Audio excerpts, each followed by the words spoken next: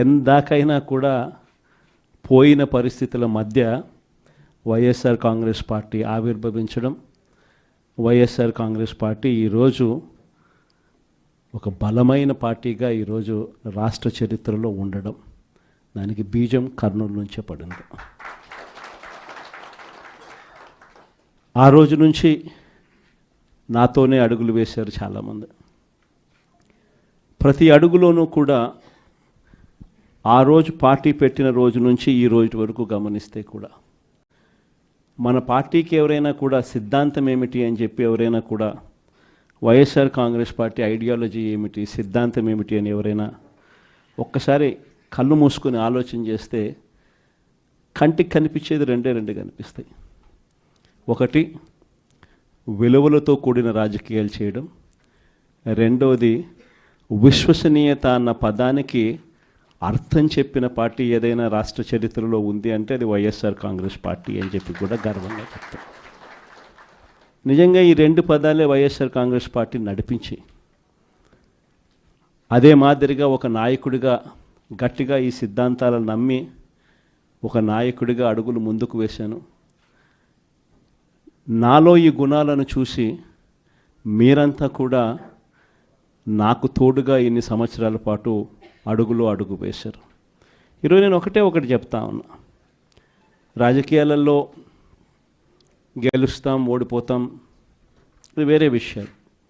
కానీ ఈ రోజుకి కూడా ఖచ్చితంగా ఒకటైతే చెప్తాను, వైఎస్ఆర్ కాంగ్రెస్ పార్టీకి సంబంధించిన ఏ నాయకుడైనా కూడా, ఏ జెడ్పీటీసీ అయినా, ఏ ఎంపీటీసీ అయినా, ఏ సర్పంచ్ అయినా, ఏ వార్డు మెంబర్ అయినా, ఏ కార్యకర్త అయినా కూడా, జిల్లా స్థాయి నుంచి గ్రామ స్థాయి వరకు ఏ నాయకుడైనా, ఏ కార్యకర్త అయినా కూడా గర్వంగా కాలర్ ఎగరేసుకొని ఏ ఇంటికైనా వెళ్ళి ఆ ఇంట్లో చిక్కటి చిరునవ్వుల మధ్య వాళ్ళ ఆశీస్సులు తీసుకునే కెపాసిటీ, వాళ్ళ ఆశీస్సులు తీసుకునే పరిస్థితి ఏ నాయకుడికైనా ఉంది అని అంటే అది ఒక్క వైఎస్ఆర్ కాంగ్రెస్ పార్టీ నాయకులకు మాత్రమే ఉందని గర్వంగా చెప్పగలం. ఎందుకనంటే మనం రాకమునుపు రాజకీయాలు ఒక మాదిరిగా ఉండి, మనం వచ్చిన తర్వాత రాజకీయాలకు అర్థం ఇది అని చెప్పి తిరగరాసిన చరిత్ర ఏ పార్టీకైనా ఉంది అని అంటే అది ఒక వైఎస్ఆర్ కాంగ్రెస్ పార్టీకి మాత్రమే ఉంది అని కూడా గర్వంగా చెప్పగలుగుతాం. మనమంతా ప్రజల తరపున వాళ్లకు తోడుగా నిలబడాల్సిన సమయం వచ్చింది. గ్రామ స్థాయి నుంచి మనం బలోపేతం, మళ్ళీ ఆర్గనైజ్డ్గా బలోపేతం జరగాలి. జిల్లా స్థాయిలోనూ, మండల స్థాయిలోనూ, గ్రామ స్థాయిలోనూ, ప్రతి స్థాయిలోనూ కూడా మనమంతా కూడా క్యాడర్ను మొత్తం ఏకం చేయాలి, ఆర్గనైజ్డ్ పద్ధతిలోకి తీసుకొని రావాలి. ప్రతి సమస్యలోనూ ప్రజలకు తోడుగా ఉండే కార్యక్రమం ముమ్మరంగా అడుగులు వేయాల్సిన అవసరం వచ్చింది. ఈరోజు జరుగుతూ ఉన్న పరిస్థితులు, విషయాలు కూడా మీ అందరికీ కూడా తెలుసు. రెడ్ బుక్ రాజ్యాంగంలో ఎలా జరుగుతూ ఉన్నాయన్నది కూడా మీ అందరికీ కూడా తెలుసు. చంద్రబాబు నాయుడు గారు అనే వ్యక్తి ముఖ్యమంత్రిగా ఉన్నాడు. మామూలుగా ముఖ్యమంత్రిగా ఉన్న వ్యక్తికి ఒక హుందాతనం ఉంటుంది. ఈ మనిషికి ఆ హుందాతనం లేదు. ఈ మనిషికి ఏదైనా కూడా తాను ముఖ్యమంత్రి కాబట్టి ఏ పదవైనా తనకే కావాలి, తనకు సంఖ్యాబలం లేకపోయినా తనకే కావాలి అన్న అహంకారంతో ఈరోజు చంద్రబాబు నాయుడు రెడ్ బుక్ పాలన సాగిస్తూ ఉన్నాడు. 57 చోట్ల జరిగితే 7 చోట్ల ఎన్నికను వాయిదా వేశారు. ఎందుకనంటే అక్కడ చంద్రబాబు నాయుడుకు గెలిచే వాతావరణం కనిపించక ఆ 7 చోట్ల ఎన్నికలు వాయిదా వేశాడు. మరో 50 చోట్ల ఎన్నిక పెట్టని పరిస్థితి, పెట్టాల్సిన పరిస్థితిలో, ఖచ్చితంగా పెట్టాల్సిన పరిస్థితిలో, ఎన్నికలు జరపాల్సిన పరిస్థితిలో జరపాల్సి వచ్చింది. ఆ వచ్చిన చోట్ల కూడా 50 చోట్లలో 39 చోట్ల వైఎస్ఆర్సీపీ క్యాడర్ తెగింపుతో గట్టిగా నిలబడింది. నిజంగా ఆ తెగింపు వైఎస్ఆర్సీపీ క్యాడర్ చూపించింది కాబట్టి చంద్రబాబు నాయుడు గారు ఏమీ చేయలేకపోయాడు. ఎంత దారుణంగా చంద్రబాబు నాయుడు గారు అనే వ్యక్తి ప్రవర్తిస్తూ ఉన్నాడు అన్నదానికి నిదర్శనం. ఎక్కడా కూడా చంద్రబాబు నాయుడు గారికి మెజారిటీ లేదు.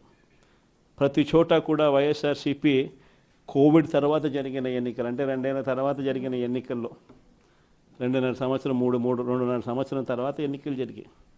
ఆ ఎన్నికల్లో వైఎస్ఆర్ కాంగ్రెస్ పార్టీ స్వీప్ చేసిన పరిస్థితులు మనందరికీ కూడా తెలుసు.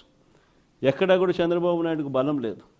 బలం లేకపోయినా కూడా చంద్రబాబు నాయుడు గారు ఆయనకున్న అహంకారంతో ప్రలోభాలు పెడుతూ భయపెడుతూ ఉచ్చల విడిగా ఏ రకంగా చంద్రబాబు నాయుడు గారు రెడ్ బుక్ రాజ్యాంగంలో ప్రతి పదవి తనకే కావాలి అని చెప్పి తపన పడుతూ చంద్రబాబు నాయుడు గారు ఏ రకంగా చేశారు అన్నది మనమంతా కూడా చూసాం.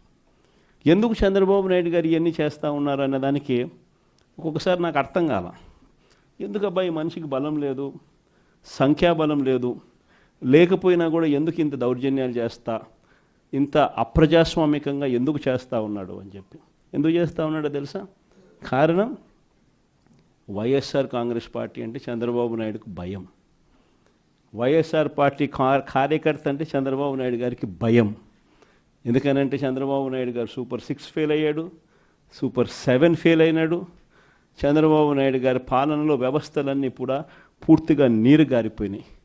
ఇలాంటి పరిస్థితిలో ప్రజలందరూ కూడా తెలుగుదేశం పార్టీకి సంబంధించిన క్యాడర్ ఎవరూ కూడా ప్రజల దగ్గరికి వెళ్ళే పరిస్థితి లేదు.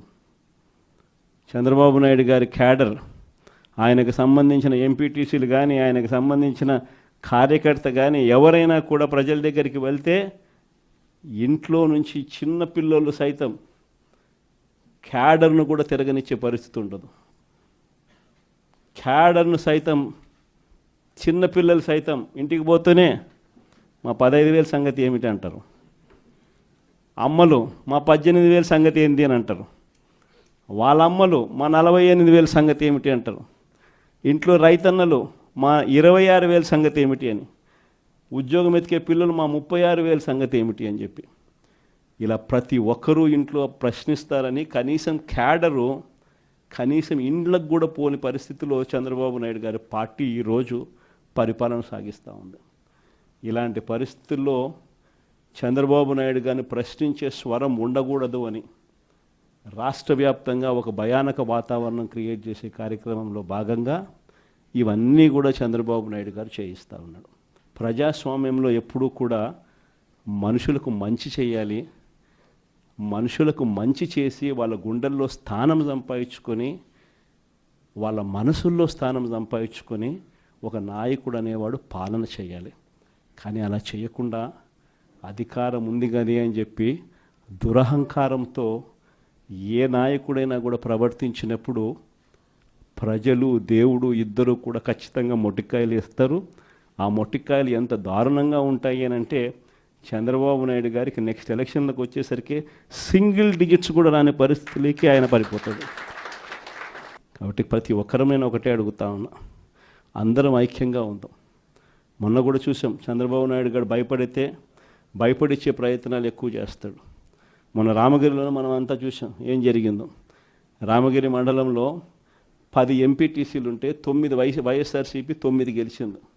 కేవలం తెలుగుదేశం పార్టీ 1 మాత్రమే గెలిచిన పరిస్థితుల మధ్య రామగిరిలో ఉప ఎన్నిక జరిగింది. మరి 9 గెలిచిన వైఎస్ఆర్సీపీ గెలుస్తుందా? కేవలం 1 గెలిచిన తెలుగుదేశం పార్టీ గెలుస్తుందా? ఎవరికైనా అర్థమవుతుంది 9 గెలిచిన వైఎస్ఆర్సీపీనే ఆ ఉప ఎన్నికల్లో గెలుస్తుంది అని. కానీ ఆ ఎన్నికల్లో ఆ రిజల్ట్ను తారుమారు చేసేందుకు ఏకంగా పోలీస్ ప్రొటెక్షన్తో ఎంపీటీసీలు ప్రయాణం చేయాల్సి వచ్చింది. మా ప్రాణాలకు ముప్పు ఉంది, మాకు భద్రత కల్పించని కోర్టుకు పోతే కోర్టు పోలీసు భద్రతతో వారిని ఎలక్షన్ హాల్లోకి తీసుకొని పోమని చెప్తే ఈ పోలీసులు ఎంత అన్యాయంగా తయారయ్యారంటే పోలీసులే ఈ ఎంపీటీసీలను బెదిరించే కార్యక్రమాలు సాక్షాత్తు పోలీసులే చేపట్టారు. రామగిరికి సంబంధించిన అదే మండలానికి సంబంధించిన ఎస్ఐ వీళ్ళ వెహికల్లో ఎక్కుతాడు. ఎక్కి ఈ ప్రతి ఎంపీటీసీలతోనూ వీడియో కాల్తో ఆ పక్క ఎమ్మెల్యేతోనూ ఎమ్మెల్యే కొడుకుతోనూ మాట్లాడిస్తారు. వాళ్ళు భయపడిస్తారు. మీ ఇంట్లో మీ అమ్మ మీ నాయన ఇంటికి రావాలంటే ఖచ్చితంగా ఎంపీటీసీ ఎలక్షన్లలో వాళ్లకు అనుకూలంగా ఓటేస్తేనే జరుగుతుందని బెదిరిస్తారు. అయినా కూడా మన ఎంపీటీసీలు ఎక్కడా కూడా తలగ్గకపోయేసరికి ఎలక్షన్ టైం దాటిపోయేదాకా వాళ్ళని తిప్పుతూ ఎంపీడీఓ కార్యాలయానికి తీసుకొని పోకుండా కోరం లేదని ఎన్నిక వాయిదా. తర్వాత వాళ్ళందరినీ పెనుగొండకు తీసుకుపోయారు. అక్కడికి తీసుకుని పోయి అక్కడ వాళ్ళందరినీ బైండ్ ఓవర్ చేసే కార్యక్రమం వీళ్ళు చేస్తారు. ఏమయ్యా ఈ అన్యాయం అని చెప్పి మన పార్టీ జిల్లా అధ్యక్షురాలు ఉషమ్మ గట్టిది స్టీల్ లేడీ అని చెప్పాలి, ఆవిడతో పాటు కంటెస్ట్ చేసిన ఎమ్మెల్యే ఇద్దరు పోయి మా ఎంపీటీసీలు మీరు ఎలా నిర్బంధిస్తారని చెప్పి పెనుగొండలో ఆయన ధర్నా చేస్తే, ధర్నా చేసినందుకు వీళ్ళ మీద కేసులు. వీళ్ళు మా పార్టీకి సంబంధించిన మా ఎంపీటీసీలకు తోడుగా నిలబడేదానికి వీళ్ళు పోతే వీళ్ళ మీద కేసులు పెట్టి అరాచకం సృష్టించే కార్యక్రమం ఇద్దరితో ఆగల. మళ్ళీ రామగిరిలో మళ్ళీ ఎన్నిక జరపాల్సి వస్తుంది కాబట్టి భయానక వాతావరణం క్రియేట్ చేయడం కోసం అని చెప్పి లింగమయ్య అని చెప్పి మన పార్టీకి సంబంధించిన ఒక కురుబ నాయకుడు, ఒక బీసీ నాయకుడు ఏకంగా యాక్టివ్గా ఉన్నాడు అని ఆ మనిషిని కొట్టి చంపారు. నిజంగా ఆశ్చర్యం అనిపించింది, బాధ అనిపించింది. ఎందుకు ఈ రాజకీయాలు ఈ స్థాయికి దిగజారుస్తున్నారు అని చెప్పి. అరే మంచి చెయ్యి, సూపర్ 6 హామీ ఇచ్చినాం, సూపర్ 7 హామీ ఇచ్చినాం, పిల్లలకు చేయాల్సిన ఫీజు రీయింబర్స్మెంట్ బకాయిలు పెండింగ్లో పెట్టు, ఆరోగ్యశ్రీ బకాయిలు పెండింగ్లో పెట్టు, రైతులకు అన్యాయం చేస్తా ఉన్నాం. ఇవన్నీ సరిదిద్దుకొని మంచి చెయ్యి, ప్రజల మనసుల్లో స్థానం సంపాదించుకుంటే ఆటోమేటిక్లీ ప్రజలు ఓట్లు వేస్తారు. కానీ ఈ మాదిరిగా దిగజారిపోయి మనుషులను చంపే స్థాయిలో రాజకీయాలు చేయడం మొదలు పెడితే, దానికి పోలీసులను ఉపయోగించుకునే కార్యక్రమం చేస్తే వ్యవస్థలు ఎంత దిగజారిపోతాయి అని చెప్పడానికి పూర్వపు రోజుల్లో మనం అంతా బీహార్ గురించి మాట్లాడేవాళ్ళం. బీహార్లో ఎలా ఉండేటివి, బీహార్లో అలా ఉండేటివి అని. ఈరోజు బీహార్ గురించి మాట్లాడాల్సిన పనుల ఆంధ్ర రాష్ట్రం ఎలా ఉంది అని చెప్పి చూస్తే బీహార్ను మించిపోయిన పరిస్థితిలో ఆంధ్ర రాష్ట్రం కనిపిస్తూ ఉంది ఈరోజు ఆంధ్ర రాష్ట్ర పరిస్థితి. ఇలాంటి పరిస్థితుల మధ్య మనం యుద్ధం చేస్తూ ఉన్నాం. మీ అందరికీ నేను ఒకటే చెప్తా ఉన్నా, కష్టాలు శాశ్వతం కాదు. ఒక చీకటి వచ్చిన తర్వాత ఖచ్చితంగా వెలుతురు వస్తుంది. ఇది ప్రతి ఒక్కరం గుర్తుపెట్టుకోండి. చూస్తూ కన్ను మూసుకుంటే 3 ఏళ్ళు కూడా అయిపోతుంది. ఈ 3 ఏళ్ళు మాత్రం గట్టిగా తోడుగా నిలబడండి, నాకు తోడుగా నిలబడండి, ప్రజలకు తోడుగా నిలబడండి. ఆ తర్వాత మళ్ళీ వైఎస్ఆర్ కాంగ్రెస్ పార్టీ మళ్ళీ అధికారంలోకి ఖచ్చితంగా వస్తుంది. ఈసారి జగన్ 2 పాలన ఖచ్చితంగా జరుగుతుందని మాత్రం చెప్తాను. ఈసారి జగన్ 2 పాలనలో మాత్రం ప్రతి కార్యకర్తకు మీ జగన్ తోడుగా ఉంటాడని ఖచ్చితంగా చెప్తాను. కాబట్టి ఖచ్చితంగా ఈ 3 ఏళ్ళు ప్రజల తరపున నిలబడదాం, ప్రజల కోసం పోరాడదాం. విలువలు విశ్వసనీయతతో కూడిన రాజకీయాలకు వైఎస్ఆర్ కాంగ్రెస్ పార్టీ కేర్ ఆఫ్ అడ్రస్గా ఎప్పటికీ నిలుస్తుందన్న సంకేతం ఖచ్చితంగా ఇద్దామని చెప్పి మీ అందరు. చంద్రబాబు నాయుడు గారు మనకు తెలియకుండా ప్రతి ఇంటికి తాను మోసం చేశాడు, ప్రతి ఇంటికి తన మనుషులను పంపించాడు, ప్రతి ఇంటికి వాళ్ళ ఎమ్మెల్యేలందరూ కూడా తిరిగారు, ప్రతి ఇంటికి వాళ్ళ కార్యకర్తలు వెళ్ళారు, ప్రతి ఇంట్లోనూ